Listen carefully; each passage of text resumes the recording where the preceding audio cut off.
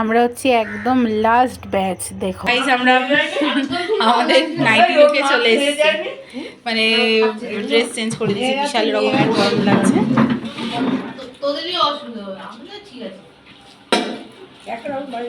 এ পাকা পাকা এই ঘন্টা আজকে দিনটা কেমন কাটলো বলো? খুব ভালো কেটেছে, খুব ভালো কেটেছে। আমরা ছবি তুলিনি একটা।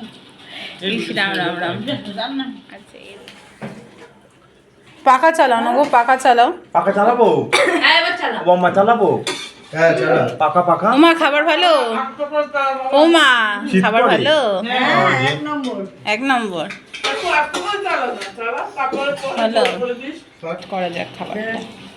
কেমন খাবার দাবার? দিদি খাবার কেমন বল? আমরা কিন্তু একসাথেই বসেছি।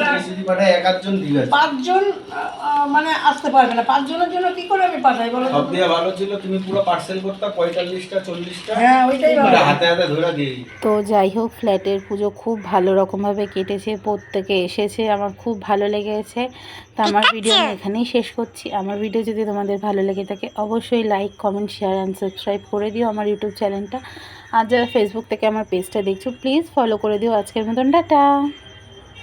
আর গৃহপ্রবেশের মেনু ছিল হচ্ছে ফ্রাইড রাইস, আলুর দম, ফুলকপি রোস্ট, চাটনি, পাঁপড়, মিষ্টি।